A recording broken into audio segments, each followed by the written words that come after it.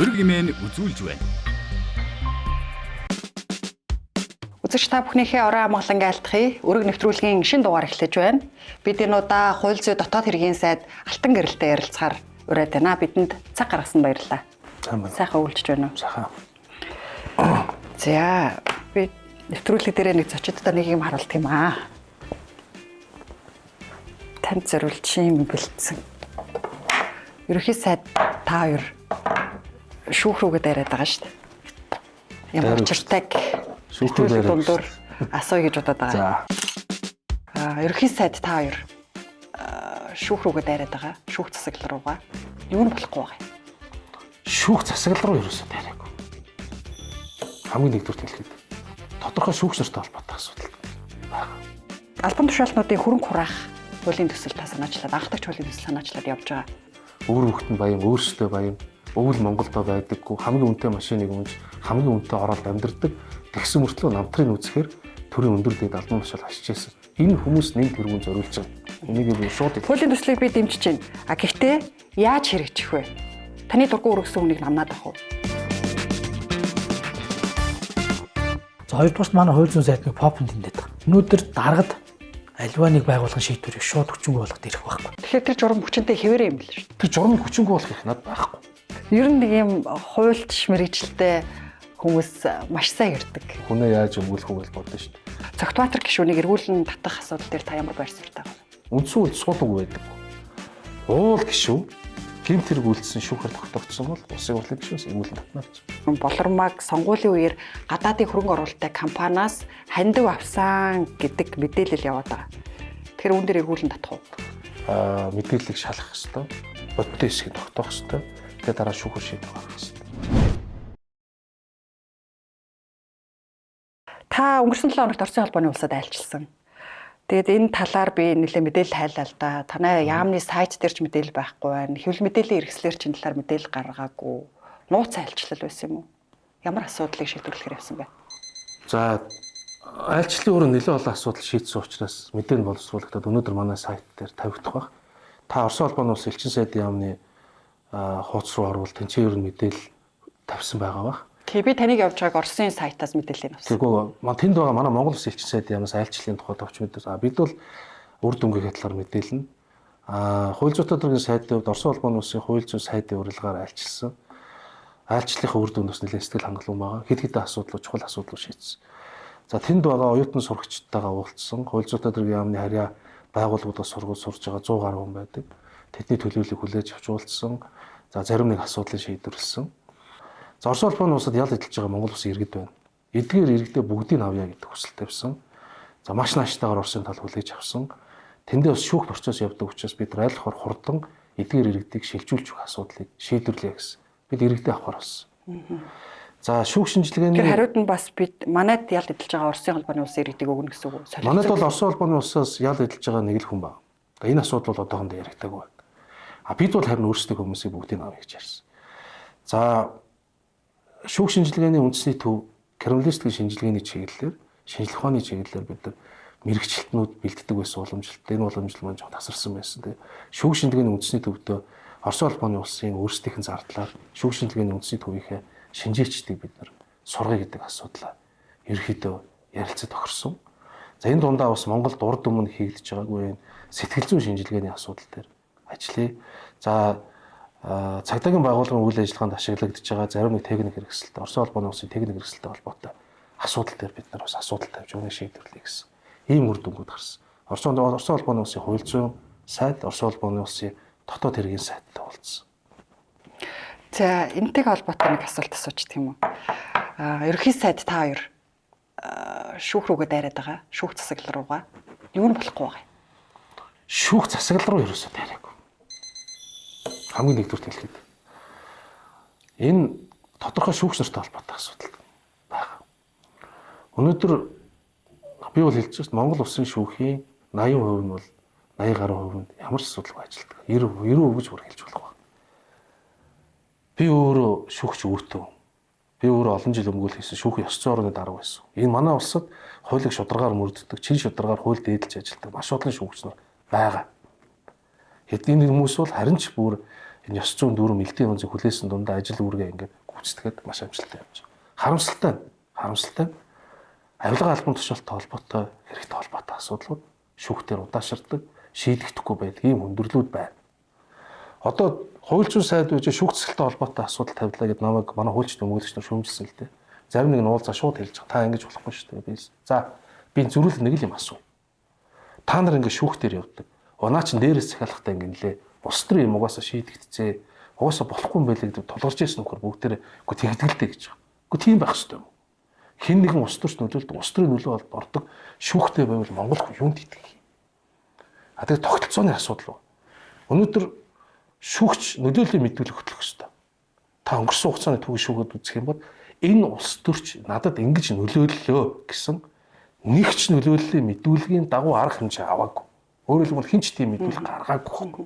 Тэрийг нь харин тогтоогоод л хуулийн хариуцлагыг нь хүлээх ёстой юм шүү. Нөлөөллийн мэдүүлэг хөтлөх ёстой шүүгч нар маань гаргадаггүй. Тийм тохиол байхгүй. Гэтэл та жишээл үсэтгүүлч хүний хувьд шүүхэд улс төрийн нөлөө огт ордоггүй гэдэгт итгэхгүй гэдэг асуулт гарвал та яах вэ? Та жишээл хувьд юу гэж боддог? Тэгэхээр энэ бол олон хүн тавигддаг асуулт. Бүгд л мэддэг. Энэ тэрний яг хэрэг явж байгаа. Энэ тэр явж байгаа. Тэр тийм ял аав. Ийм зүйл болно гэх. Гэхдээ одоо бодолтой. Яагаад олон төмний төлөө дуу хоолойгоо үргэж явсан? Өнөр цэцэг тийм өндөр ял авч байгаа. Жишээлбэл энэ тэгээ шудраг байна гэх үү? Энэ хэний ч нөлөөнд ороогүй шүүх гэх үү? Бодиттой байгаа фактууд дээр үндэслээд энэ шүүхэд улс төрийн нөлөө орж байна.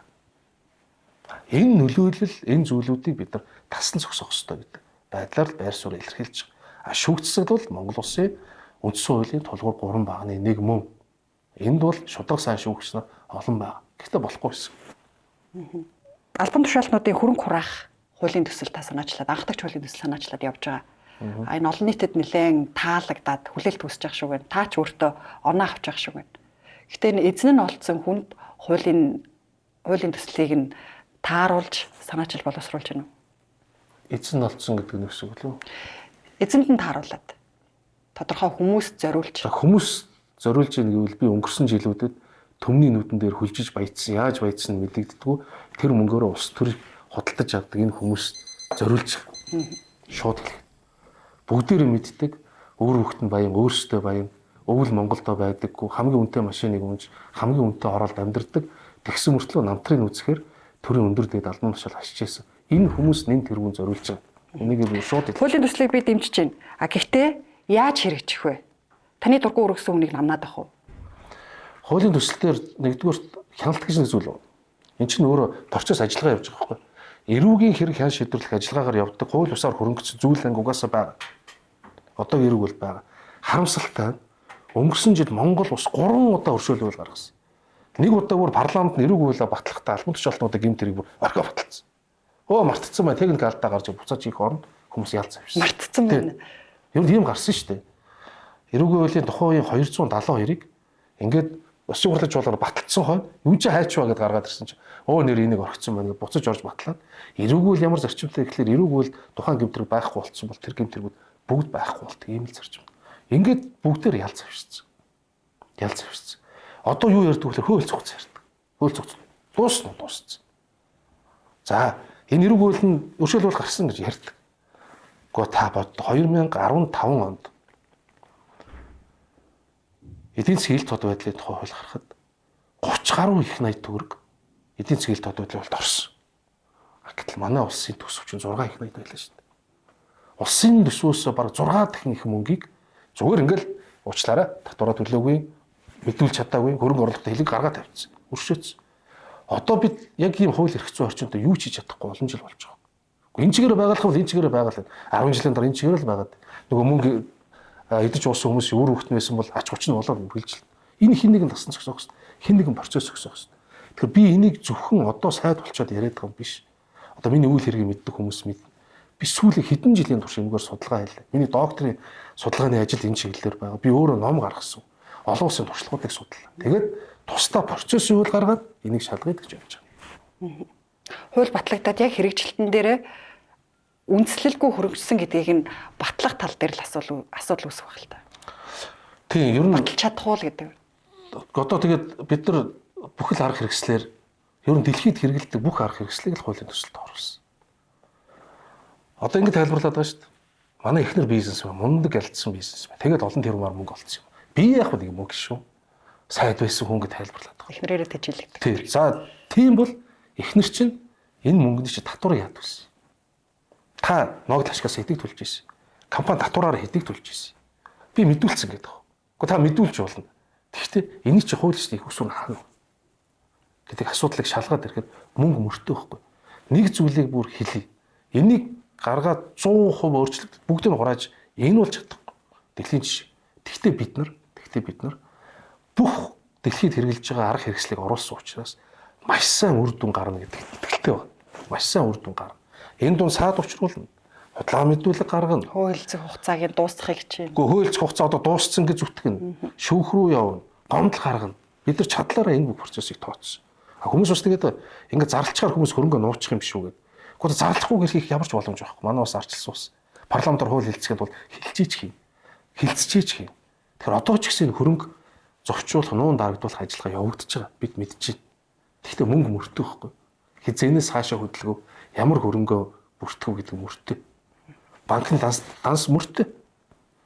Үйл хөдлөх хөрөнгүүд, үнэтэй машин дээр байр бүгд мөртөө. Бид бүх чадлаараа ажил тогтоосон бүх чадлаараа бид хурааж авах хэрэгтэй. За та түрүүн дурдлаа шүү дээ. Сэтгүүлч өнөр цэцгийг одоо улс төрийн нөлөөлөл орж шүүхээр ороод ял авсан гэдэг. Би улс төрийн нөлөөлөл орж авсан гэж хэлээгүй. Сэтгүүлч өнөр цэцэг яагаад жишээ дурдлаа. ял шийтгэл ингэж авч байгаа юм тийм. Яагаад авч байгаа юм. Хүмүүстийн улс төрийн ямар нөлөөлөл сэтгүүлч өнөр цэцгийн 5 зүйл залт бүхий ял авсан шүү дээ. Нэг зүйл залт нь бол татвараас зайлс хийсэн мөнгө угаасан гэдэг. Ер нь энэ хуулийн зүйл залтуудаа хит ерөнхийлсэн юм шүү. Ингээд наривчлах хэрэгтэй юм шүү. Үнэн. Одоо бид нар ФАТФ харж хасалтанд орсон шүү дээ. Тэр нөгөө тэгээд мөнгө угаах терроризмд тавьчих. Заас тэгээ манай эдийн засгийн нөхцөл байдал ирсэн мөн. Татвараа төлөөгүй 57 сая төгрөгийн татварын өртөө өөрийг барагдуулах хугацаа олгоогүй тэгээ үнийгээ мөнгө угаасан гэд ялцсан. Тийм тэгэхээр яасан бэ гэхээр мөнгө угаах гэдэг юм тэр хитрхи ерхий болгоод одоо яаж ийнэ гэвэл нэг хүн гар ут суулгааллаа. Тэр чи одоо үйлдэл нь гэмт хэрэг боловч тэр чинь мөнгө олох гэж суулгаа хийж байгаа шүү дээ. Тэгвэл гар утсаа авч зарлаа. Сая төгрөг авлаа. Тэрийг өрөхээр сая төгрөгөөр өөр юм авахаар мөнгө угаах гэж байна. Энэ бол олон улсын жишгт бол нийцэхгүй байна. Мөнгө угаах гэмт хэргийг юу н хэдийд яаж хэрэгэлдэг вэ гэхлээр суур гэмт хэргээр зөвлөлддөг. Албан тушаалын гэмт хэрэг дээр мөнгө угаах гэж байна. Хахуул аваад нөгөөтхөө нэг дүүгийнхээ компаниар оруулаад нэг бизнес руу оруулаад ресторан болгоод мөнгө авах мөнгө угаах мөн. Терроризмыг сагуулжуулах дээр орно.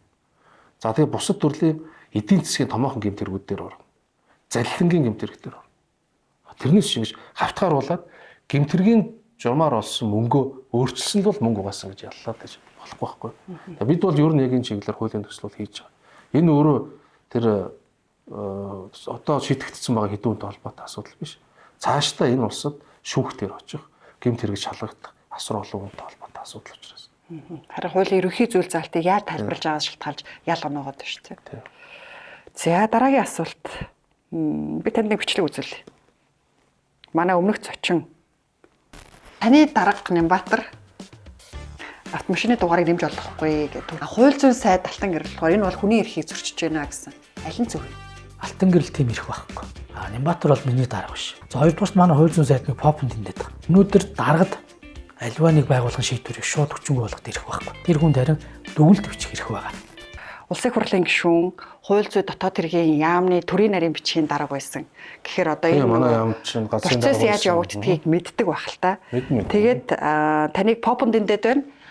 Аливаа нэг байгууллагын гаргасан журмыг хүчингүй болгох эрх хууль зүйн сайдад байхгүй гэдэг байна л та. Үнэн. Над гаргасан журмыг хүчингүй болох эрх байхгүй. Тэгэхдээ хийсэн бүртгэлээ хүчингүй болох эрх надад байгаа байхгүй. Төрийн байгууллага одоо нийтээр дагаж мөрдөх хэм хэмжээний акт гаргаж байгаа. За жишээлбэл суманд бол одоо малын үеийн татвар хэд байх вэ гэж иргэдийн урал шийдээл ч юм уу. За сайдууд ямар журмаар тусгайчуурал олох уу гэдэг ч юм уу. Ингээд энийг эргүүлж байгаа. Тэр хизээнээс хэрэгж эхэлдэг үлээ захиргааны ерөнхий хууль зааснаар энд захиргааны хэм хэмжээний нэгдсэн санд бүртгэгдсээр ажиллаж эхэлж байгаа. Энд бүртгэлээ за одоо нийтээр дагаж мөрднө. Яг л бүртгэлтэй болсон. Журмыг бол одоо жишээлбэл даатгалтай холбоотой зүйл дээр санхүү зохицуулахаар баталж байгаа. Бүртгэлийг нөхөр алтан гэрэл хийж байгаа байхгүй. Тэгэхээр тэр журам хүчинтэй хэвээрээ юм л шүү дээ. Үгүй. Журмын одоо хүчинтэй гэдэг асуудал чинь манай дээр бүртгэгдчихэж энд тэр санд бүртгэгдсэн журам байжж үйлчлэн. Үйлчлэн. Тэр журмыг хүчингүй болох хэрэг надад байхгүй. Хоёр өөр асуудал байхгүй. Журам баталж болно. Та бүртгэхгүй л гэсэн. Тэгээ би бүртгэлийн цуслах арга хэмжээ л авч байгаа. Үгүй ээ, энэ хүний эрх зөрчиж байна. Энэ бол миний эрх хэмжээ. Энэний улмаас ямар нэг хохирол учрах юм бол захиргааны ерөнхий хуулийн дагуу яг цэвэр 100% толгоогоор хариуцах нь гар усыг зурсан алтан гэрэл. Оюусгын алтан гэрэл хариуцлага хууль. Шийдвэр чинь тийм үр дагавартай шүү дээ. Тэгэхээр энд хоёр асуудал яригадаад байгаа. Нэг нь тэр даатгалын журам. Даатгалын журам одоо яг яаж байгаа юм тэгэхээр? Хүчинтэй байгаа мó хүчингүй байна? Хүчингүй. Манайд бүртгэлгүй учраас тэр журмыг үйлчлэхгүй гэсэн. Хуучин журам нь үйлчилж байгаа гэсэн. Нөгөөх нь автомашины дугаар нэмж олохгүй гэдгийг та хүний эрх зөрчиж байна гэж үзсэн. Тэгэхээр энэ одоо яана гэсэн үг? Хэрэгжин гэсэн үг юм уу? Хэрэгжихгүй гэсэн үг? Хүний эрх зөрчиж байна. Энэ зөрчлөө арилгаас тэгээ дээрэс нь иргэд олон нийтийн төлөөлөлтөд уулзаагүй байна гэж би бүртгэхээс татгалцсан юм. За тэнгуут нийслэлээс ажиллагаагаа зохион байгуулад нөгөө автомашин импортлогчдын холбоо тэд нартай уулзсан. За тэгэхээр журамд нь зохих өөрчлөлт оруулснаа манай төргүүлснийг би өөрөө бүртгээд авцсан. Одоо тэр журам хэрэгжиж байгаа. Тэгэхдээ эхэлж ирснээрээ биш бидний тавьсан шаардлагын дагуу одоо ер нь ингээд хин нэгэн дарга бодож байгаа бол гой санаа олоод шууд журам болгочих болохгүй байхгүй. Уулзах хэрэгтэй. Одоо жишээлбэл хин нэгний эрх шиг зөрчиж байгаа тэр хүнтэйгээ заавал уулзах хэрэгтэй. Энэ ажиллагаагаа хийгээч. Дээрээс нь зарим нэг зүйлийг өөрчлөөч гэсэн. Яг тэр ажиллагаа хийгээд ирүүлсэн бүртгэсэн. Одоо тэгэхээр хүний эрхийн зөрчилгүй болсон гэдэг баталгаа нь юу вэ? Бид хянаад бүртгэж авч байгаа. Энд бол Монгол Улс хүчин төгөлдөр үйлчилж байгаа хууль тогтоомжид харшлах зүйл байхгүй байна гэж. Энэ өөрөө л хууль зөрчил гэдэг нь хүний эрхийн бодлого. Манай Улаанбаатар хотод төвчрээд л байна л да. Тэгээ тэр төвчрлийн эсрэг авж байгаа арга хэмжээнд дугаар нэмж болохгүй гэдэг. Тэгээ ер нь энэ төвчрэлд цагдаа нар ажиллаа хийж чадчих байгаа юу? Дуудлагт очиж амжиж гин үү? Маш сайн хийж байгаа шүү дээ. Ер нь бол ирэхгүй 2 цаг болоод ер нь бол сэтгэл өвддөг те. Яг энэ утаан донд яг машинуудын яндангийн үзүр дээр зогсож байдаг нэг цагтаа шүү дээ. Өнөөдөр Улаанбаатар хотын хэмжээгээр олон зуун албаагчид ажиллаж байгаа. Дахиад энэ жил бид нар замын төвжирэлтэй холбоотойгоор 300 гаруй цагдаагийн албаагч ер нь ажилуулъя гээд нийслэлээс бас хүсэл тавиад бид нар цалин мөнгө хувц сунаар хэрэглэлтэй холбоотой асуудлыг л хоорондоо ярилцаад одоо нэмж гаргаж байгаа. Дуудлаганд очих асуудал дээр ахис дэвшил гарсан шүү. Одоо өвөл болчлоо. Өнгөрсөн жил цагдаагийн ерхий газрын удирдлагууд бид ярьж байгаад ямар шийдэл хийсэн юм гэхээр нөгөө хичээл цуглараа төгжрөл ихсэн шүү дээ. Тэнгүүт нөгөө сураантай скутертэй цагдаа нар гаргасан. Тэгээд сураантай скутертэй яваад очиод газар дээр нь очиод зургийг аваад за хордоо яв гэдэг ингэж явуулдаг.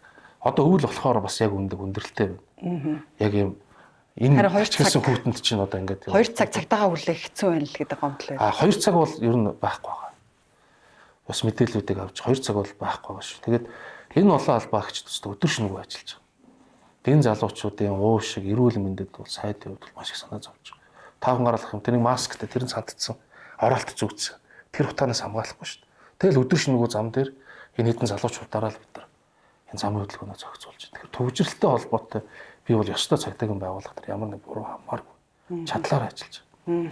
Тэгэхээр дуудлагт бас очиж хүрэлцэхгүй байгаа хугацаа алдж байгаа нь хүний нөөцтэй холбоотой юу? Ер нь цагдаа болох цагдаагаар ажиллах хүн олдохгүй төвжирэлтэй өөртөө холбоотой. Төвжирэлтэй өөртөө холбоотой. Хоёрдугаар хүний нөөцтэй холбоотой асуудал байна. Одоо өнгөрсөн төсөв дээр бас нэлээд хэлцүүлэг болсон таарсан баг.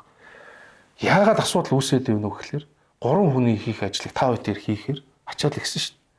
За тэгэнгүүт орон тоон нэмийгээл тэгэнгүүт бөө эсэргүүцэл гараад нэг ч орон тоон нэмүүлэхгүйгээд цагдаагийн байгууллага байх ёстой орон тооноос бага. Тэгээд нэг цөөн орон тоон нэмэхээр нэмдэггүй нэг ийм асуудал байгаад байгаа. Тэгэхээр ажлын ачааллын хувьд байна. Тэгээд эн чинь ажлын ачаалал, ажлын орчин нөхцөл, цалин хангамж гэдэг олон залуучууд. Энэ бүхнийг одоо үл тоогоод өдөр шингүү зүтгэж байгаа, ажиллаж байгаа яг энэ цагдаагийн албаагчаар бол маш их харагдав. Орон тоогоол нэмэхгүй байгаагаас болохоос биш, орон тоо 100% хүрсэн ажиллаж байгаа юм байна гэсэн үг. Үнэ?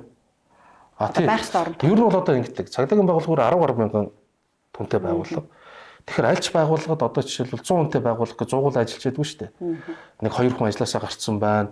2 хүн жирэмсний амралт авна. Нэг нь өвчтөй байна гэдэг нэг 95 ажилнаа да. Ер нь 100 хүнтэй байлаа гэхэд тэрэн шиг цагдаагийн байгууллагад яг ийм шалтгаанаар бол дутуу орон тоонууд бол байдаг. Цагдаагийн албаагч тэтгэвртэй гараа явуулсан, ажлын байран дээр нь сонгон шалгуулалт зарлцсан, сургууль төгсгийг хүлээж байгаа, зарим нэг газар гэдэг ингээд олон тоонууд яваад ирэхээр энэ хэсгээс бусд нь бүгд 100% ажил үргэлж үүсдэг гэж. А энэ хэсэг бол яг нэг хүний нөөцийнхээ зарчмаар 5% орчим хэлбэлцэл бол байна. Харин юу санаа дараад тий тийм бослого жагсаал хийгээд оюутны холбооныхон төлөө танаа яамны гадаа ирлөө. Та нэг загнаад хөөгд явуулцдаг ажил хийгээд. Тэр яг бай зүгээр тухайн үеийн л юугаар тэгсэн. Тэгээд бас зөксгөө харагдсан бол бас уучлаарай, зөксгөө харьцсан бол уучлаарай гэд нэвтрүүлгээр дамжуулаад тэр залуучуудтай хэлчихсэн. За, ажил хий гэдэг нь харин зөвлөлтөө. Цогтбаатар гишүүнийг эргүүлэн татах асуудал дээр та ямар байр суурьтай вэ? Үндсэн үйл суулга байдаг. Уул гишүүн гэмт хэрэг үйлдсэн шүүхээр тогтоогдсон бол улсын хурлын гишүүнээс эргүүлэн татна гэж. Болормаг сонгуулийн үеэр гадаадын хөрөнгө оруулалттай компаниас хандив авсан гэдэг мэдээлэл яваад байгаа. Тэгэхээр үүн дээр эргүүлэн татах уу? Мэдээллийг шалгах ёстой. Бодтой хэсгийг тогтоох ёстой. Тэгээ дараа шүүхэр шийдвэр гаргах ёстой. Одоо ингээд угаартаад нас барсан иргэдийн амь насан дээр хэн хариуцлага болъё? Шат шатанда хариуцлага хүлээх хүмүүс бол гарах ёстой.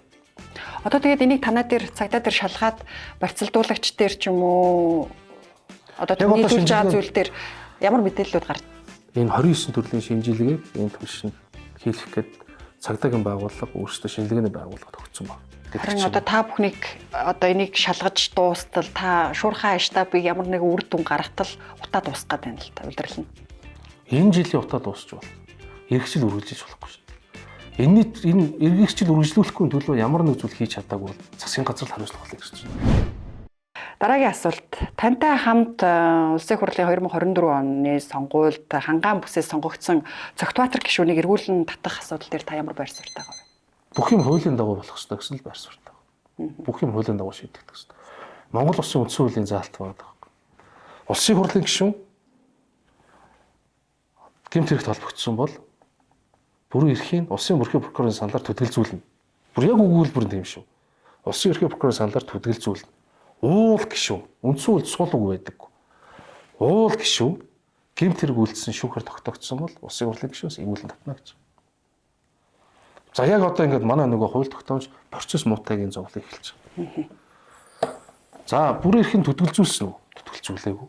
Прокурор санал гаргасан уу? Гаргаагүй. Тэгвэл нөгөө уул гишүүн гэж заагаад угшаага. Ингээд төдөлзүүлсэн гишүүн гэмт хэрэг холбогдсон төдөлзүүлсэн гишүүн гэмтэр буруутай тогтоогдсон бол эргүүлэн татна гэж. Энэ хоёр төр уул гишүүн гэдэг үг байхгүй байсан бол улсын хурлын гишүүн гэмт хэрэгт холбогдсон шүүгэр тогтоогдсон бол эргүүлэн татна гэдэг ийм өгүүлбэртэй байсан бол ямар ч маргаал тогтоогдчихлоо. Татагдах ёстой гэл яв. Уул гишүүн гэж заасан баг. Уул гишүүн гэдэг нь тэгэхээр тайлбарлал нь юу гэсэн үг вэ? Уул гишүүн гэдэг нь өмнөхөө зааж байгаа байхгүй юу? Өгүүлбэр зүйд, Монгол хэлзүүн хувьд. За одоо дахиад юу байхад улсын хурлын гишүүн гэмт хэрэгт холбогдсон бол улсын ерхий прокурорын саналаар бүрэн эрхийн төдөлзүүлнэ. Цэг. Уул гишүүн гэмт хэрэг үйлдсэн шүүхээр тогтоогдсон бол эргүүлэн татна. Тэгэхээр нөгөө төрөч өгүүлбэрээ заагаад байгаа шүү дээ. Нөгөө төдөлзүүлсэн гишүүнээ заагаад байгаа. Хуулийн нэг онцлог байгаа. Ерөөсөө ингэж юу яаж болдоггүй. Ер нь ийм л юм чинь ингэж ойлгох хэрэгтэй гэж болдоггүй. Шууд утгаар нь ойлгодог хуулийн зарчим. Юу гэж бичсэн шууд утгаар нь. Одоо тэгвэл үндсэн хуулийнхаа уул гишүүн гэдэг үг яах гэдэг асуудал байна. За тийм улсын хурлын хууль үзэхээр байхгүй. Ямар ч процесс байхгүй. Яаж хэлцэх юм? Агт улсын хурлын үйл ажиллагаа чинь тэр чигтээ ингээ нарийн процесстэй байдаг шүү дээ. Тэр тэдэн минут үг хэлнэ. Тим санал гаргана. Тэг санал хураана. Тэдэн хуваар саналыг хүчинтэй тооцно. Тэдэн хуваар хууль батлна гэдэг. Бүгд ихтэй байдаг. Энэ талаар ямар ч үг гэсэн байхгүй. Одоо тэгэхээр тодорхой болох. Одоо хуульгүй болж байгаа. Одоо харин улсын хурл хууль батлаад улсын хурлыг ажил шүү. Улсын хурл хууль батлаад ийм процесстэй ингэн гээд өөрчлөлт оруулах юм бол за одоо энэ асуудал хуулийн дагуу яригдаад байгаа юм. Тэгэхээр одоо хуулийн зүйл залтыг нь л ахиж тодорхой болгоно гэсэн үг үү? Тэгээ хууль зөрчил зүйн орчны хувьд бол ямар ч тийм өнөөгийн байдлаар улсын хурл үйл ажиллагааг болох боломжгүй болчиход байгаа л гэсэн миний улсын хурлын гишүүний байр суурь. За тэгвэл баруун бүсээс сонгогдсон улсын хурлын гишүүн Болормаг сонгуулийн үеэр гадаадын хөрөнгө оруулалттай компаниас хандив авсан гэдэг мэдээлэл яваад байгаа. Тэгэхээр үүн дээр эргүүлэн татах уу? За одоо наа чинь бол дахиад өөр процесс. Шалах процесс гэдэг чинь нэг юм процесстэй байх шүү дээ. Гадаадын компани байсан уу, хандив авсан уу гээд тэгээд энэ өөрөө сонгуулийн хуулийн зөрчил мөн үү? Сонгуулийн хуулийн зөрчил мөн гэж үзэх юм бол процесс явагдаад прокурор энэ бол сонгуулийн хуулийн зөрчил юм аа. Сонгуулийн хууль зөрчсөн байх юм бол шүүх рүү очих хэрэгтэй. Шүүх үзээд за энэ бол сонгуулийн хуулийг зөрчсөн байна гэд зөрчлийн тухай хууль заасан уу, эрүүг хууль заасан уу, ямар нэг хариуцлага ногдуулангууд одоо энэ сонгуулийн хууль зөрчсөн гişүн яах вэ гэдэг дараагийн асуудал гарна. Би зүгээр олон нийтийн хэвлэл мэдээллийн хэрэгслээр авсан мэдээлэлээр энэ ямар ч процесс эхлэх байгаа юм. Мэдээлэл явж байгаа. За тэгэхээр энийг үнэхээр одоо тэр мэдээллийг шалгах хэрэгтэй. Бодиттой хэсгийг тогтоох хэрэгтэй.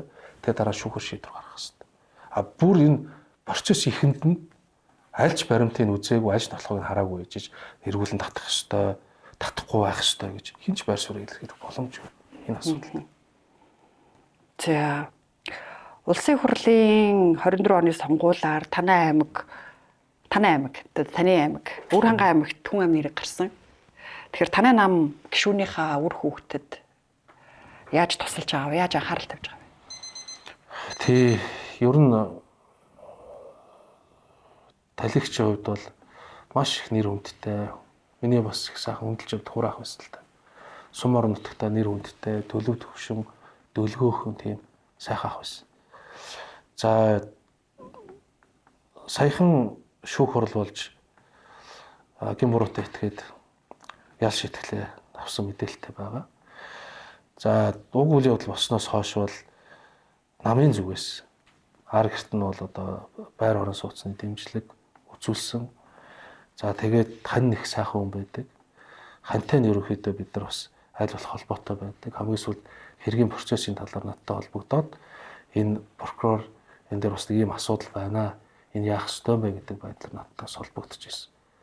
Бид бол одоо энэ үйл явдал бол маш харамсмаар үйл явдал болсон учраас дахид цаашаагаар Монгол төрийн сонгуулийн үеэр аль ч намын бай ийм үйл явдал бити гараасаа ямар ч тийм үр хөвгөд даавгүй гэр бүл нь бити өнчрөөсөл гэсэн ийм хайр суртай л байна. За Монголын улс төрийн давцан одоо ингээл томоохон хариуцлага тооцох асуудал гараад ирэхэд сөрөг хүчингүү бас өгүүлэгдэж байна л да. Тэгээ сөрөг хүчингүү болчихсон манай улс төрийн давцан. Танд хайрын санагдахгүй юу? Сөрөг хүчин гэдэг нь юу гэлэх вэ жишээ гэдэг асуултаас эхэлнэ. За ингээд юм болгоныг шүүмжлээд, дэвргээд ингээд байдаг асуудал уу? Эсвэл нийгмээ сайн сонсдог байх хэрэгтэй юу? Заавал микрофонтой хүнийхэн дуу тод байх уу гэдэг асуудал. Яг улсын хурлын чуулган дээр одоо жишээлбэл сайн анзаараад харах юм бол Монголын нийгэмд олон жил гацсан олон төслүүд урагшилж байгаа. Энэ асуудлуудын тунд тийм боли зогсоё гэсэн дуу хоолой харьцангуй бага. Сөрөгчний дуу хоолой хаана тод хэрэгтэй вэ гэхээр үнэхээр эрх баригчдын явуулж байгаа бодлого нийцэхгүй байхад тэр цөөн байх нь хамаахгүй. Дуурайд байхад тэр дуу хоолойг үл ойшоод дарангуйлдаг бол энэ сөрөгчний дуу хоолойг ихнэрээ боомлж чинь үгүй болгож чинь гэж үзэж байгаа. Тэрнээс жишээлбэл одоо Ардчилсан намын бүлгийн хурал байнгын мэтгэлцээ. Тэгээд Ардчилсан намын гишүүч гэсэн сайн анзаарах юм бол засгийн газрын баримталж байгаа байр сууриас өөр асуудлаар мэдээлэл хийгээл явж байгаа. Энэтэй санал нийлэхгүй байна. Дэмжихгүй байна. Ингээл явж байгаа. Гэхдээ та нар чимээгүй болооч та засаг шүү гэж бид нар юу санахгүй. Айлхаар ойлгох хамтрах талбал явж байгаа. Тэгэхээр би хоёр үндсэн асуудал нэгдүгээр Монгол сөрөг хүчний орон зай бий юу гэвэл бий. Тэгэхдээ сөрөг хүчин огт дуурахгүй байна уу үгүй л гэж хариулна. За тэгэхээр одоо сөрөг хүчний бас нэг үүрэг бол хариуцлага нэхийг шаардах. Тэ? Одоо ингээд угаартаад нас барсан иргэдийн амь насн дээр хэн хариуцлага болыг? Шат шатанда хариуцлага хүлээх хүмүүс бол гарах ёстой. Тухайлах юм бол хариуцлагч өөрөө олон төрөл шүү дээ. Улс төрийн хариуцлага. За тэгээд эрүүгийн хариуцлага, цоргааны хариуцлага ч гэдэг юм. Энэ бүх хариуцлагыг нийлүүлээд бүх шатанд хариуцлага болоо гэсэн. За жишээлбэл сүүлийн яагаад одоо жишээлбэл цагдаагийн байгууллага дээр 5 толгой түвш компани удирдлагаар 2018 оноос хойш ажиллаж ирсэн удирдах зөвлөлийн гишүүд болоод удирдлагуудыг шалгаж байгаа юм бэ гэвэл Энэ хугацааны хин нэгэн хариуцлага хүлээх ёстой. Энэ эрүүгийн хариуцлага харин эрүүгийн хариуцлага хүлээх ёстой юу гэдэгт шалгаж байгаа. Үнэхээр бас сүүлийн жилүүдэд энэ тэр юу лээ барьцалтуулагч тэрнийхэн чанар муудсан. Тэр мэдлэн гээд нүүрсэн хөхөр ихтэй байгаа нь бидэнд ингээд илт хөр харагдаад байна шүү дээ. Өөрсдөө мэдэгдээд баг. Бид нар чинь нөгөө хин нэгэн зурагтаар юм уу хин нэгэн сошиалаар хэлхийг хүлээлгүйгээр өөрсдөө ингээд гараал нөгөө агаар арчаа амьсгалж байна. Хордож байна. Дахиад тэнд хүмүүс бас амь насаа алдчихжээ тийм. За энэ дээр жишээлбэл ингээд шалгалтай ажил явуулж байгаа. За тэгээд энэ тогтоогдох юм бол ер нь энэ төшийг үйлдвэрсэн, тэр чанарыг дордуулсан, тэр бодис тэр өөрчилсөн хүмүүс байх юм бол бүгдээр хариуцлага, эрүүг хариуцлага хүлээх гэсэн. За дахиад цаана улс төрийн хариуцлага гэж байна хэвээр. Монголын засгийн одоо энэ хамтарсан засгийн газар 2024 оны 7 дугаар сарын 10-ны өдөр байгуулагдсан. Үйл ажиллагааны мөрөө хөтөлбөртөө тов тодорхой дурдсан. Агарын бүртгийг бууруулна, төвчрлийг бууруулна гэд ингээд дурдсан. За тэгээд энэ бүх үйл ажиллагааны явцад хөрөнгө мөнгө санхүүжил бүх юмаа шийдэ. Дээрэс нь одоо бид хагас өдөр болгон хотын энэ шуурхаг хийж байгаа. Нутаг яах вэ? Бусад дэд хүчтэй холбоотой яах вэ гэд ингээд зорилго тавиад явж байгаа. Өөрөөр хэлбэл хотын дарга өөрөө засгийн газрын уралдаанд байнга оролцоод энэ асуудлуудаа тавиад явж байгаа. За одоо ингээд үйл ажиллагаа хүлээж авлаа. Сая төсвөө батлууллаа. 12 дугаар сард. Одоо үйл ажиллагаанд орж байна. Ингээд ямар нэг үр дүн гарахгүй энэ асуудал шийдэхгүй бол улс төрийн хариуцлага засгийн газар өөр хариуцлага хүлээх асуудал ярина. Одоо ярьж байгаа төслүүд тэр хөх нүүрс тэр газ гэдэг чинь одоо та бүхнийг одоо энийг шалгаж дуустал та шуурхай штабыг ямар нэг үр дүн гаргатал утаа дуусгах гэдэг юм л та удирдал нь. Энэ жилийн утаа дуусч болно. Иргэжил үргэлжлэж болохгүй шүү. Энэ иргэжил үргэлжлүүлэхгүй төлөө ямар нэг зүйл хийж чадаагүй бол засгийн газар л хариуцлага хүлээх гэсэн чинь. Одоос болтоод тах юу гэн засгийн газрын гишүүн алтан гэрэл хариуцлага хүлээх гэсэн чинь. Одоо бид нар энэс яаж болтох юм? Гагцгүй одоо энэ хамтарсан засгийн газар байгуулагдсан засгийн газар батлагдсан төсвийнхөө өөрөө тавьсан зорилгынхаа хүрээнд энэ ажлаа хэрэгжүүлэх энэ боломжоо л бид ашиглах хэрэгтэй. Энэ ажлаа л шуурхалах хэрэгтэй. Тэгээ бодиттой үр дүн гаргах хэрэгтэй. Үр дүн гарахгүй утаа буурахгүй бол мэдээж хариуцлага хүлээх хэрэгтэй. Одоо тэгээд энийг танаа дээр цагдаа дээр шалгаад барьцалдуулагч дээр ч юм уу одоо нийлүүлж байгаа зүйл дээр ямар мэдээллүүд гарч байна? Дөнгөж өнөөдөр өглөө авсан мэдээлэлээр хамгийн сүүлийн байдлаар энэ 29 төрлийн шинжилгээг энэ түвшинд хийх гээд цагдаагийн байгууллага өөрсдөө шинжилгээний байгууллагад өгсөн баг. Шинжилгээний байгууллага лабораторид өгсөн баг гэсэн. Цагдаа өөрөө шинжилэхгүй шүү дээ. За тэгээд энэ чинь дүгнэлт гарна. За дүгнэлт гараад за бидний нүдэн дээр илт байгаа тэр хоор хөрөл юм гарах юм бол за энэ одоо хин хариуцлага гэл. Аль шатанда хин хариуцах хэрэгтэй гэдэг асуудал яригдана. Дахиад цаашаа хөвөрөх юм бол энэс учирсан гэм хор хөрөл хин хариуцлага хэрэгтэй гэдэг асуудал ч л хүрээд явна гэсэн. Барьцалдуулагч дээр нь гурил нийлүүлээд байна гэсэн мэдээлэл явуулсан. За тэрийг бол бас шалгаж л байгаа. Би бас нөгөө хэргийн яг нэрийн процессыг мэдэхгүй. Ер нь ямар чиглэлээр явж байгааг гэдгийг асуухаас биш. Яг тэр нарийн доторх процессд л танилцах хэрэг байна. Мэдээж энэ мэдээлэл гарсан байгаа бол шалгаж л байгаа. За миний асуулт ерөөхдөө дуусчих. Сүүлийн асуулт. Та 7 сарын 1-ний хэргийн амар улд генералын өмгөөлөгчөөр ажиллаж байсан. Энэ буунаас энэ хүнийг буудсан эсвэл энэ хүмүүс буудсан гэдгийг ер нь тогтоосон уу? Тогтоогүй. Би бол одоо яг энэ хэрэг дээр ажиллаж эхэлснээ. Тэ ажиллаж эхлээд энэ жил 15 дахь жил рүүгээ орж байна. 15 дахь жил рүүгээ орж байна. За хуульч хүнд бол зайлшгүй байх ёстой чанар би тууштай чанар байх ёстой гэж боддог. Би Монгол төр энэ хүмүүсийг хэлмэгдүүлсэн гэж би тухайн ерөнхийлөгчийг элбэгдэрж юу байх үед элбэгдэрж ерөнхийлж улс төрийн зорилгоор байна гэж мэдэгдэжсэн шүүх улс төрж гин гэж би хууль зүйн сайд болчиход анхудаа хэлээгүй ш. Одоо интернет үзүүл байж байгаа. Би 2012 онд шүүх улс төрийн хэрэгсэл боллоо гэж мэдэгдэжсэн. Тэгээд улмаар бас энэ нэг хэрэг хоригдчих байсан. Энэ хэрэг бол цагдаа нар буудсан гэдэг ингэж явсан хэрэг. Тухайн цагдаа нартай холбоотой хэрэг байхгүй. Хэрэгсэхгүй болсон. Тогтоож чадаагүй. Угаасаа тэр чинь тодорхой байсан юм чи хэн юу буудсан гэдэг. Тэгсэн мөртлөө цагдаад өөр өгсөн дарга нар нь буурдсан. Тэр цагдаа буудсан тогтоогдоог бол дарга нар бурууг л багсан шүү дээ. Монгол төр амар болд Зоригт, Батсүх, Ганбаатар гэсэн энэ 4 хүнийг би шууд хэлнэ. Улс төрийн зорилгоор хэлмэгдүүлсэн гэж би боддог. Энэ үйлдэлээ Монгол төр басны цагаатах баг. Шүүх хяналтын байгууллагууд энэ асуудлаа эргэж харах баг гэсэн ийм хуульчны хувьд найдвартай байна. За баярлалаа. Үндсэн хуульд нэмэлт өөрчлөлт оруулж байж ерөнхийлөгчийг дахин сонгох заалт оруулах уу? Монгол улсын үндсэн хуульд нэмэлт өөрчлөлт оруулах асуудал одоогоор огт яригдаг. Үндсэн хууль бол тэгээд ч ер нь зүгээр аль нэг субъект зориулаад ингээл дураар өөрчлөлт өгдөг ч биш.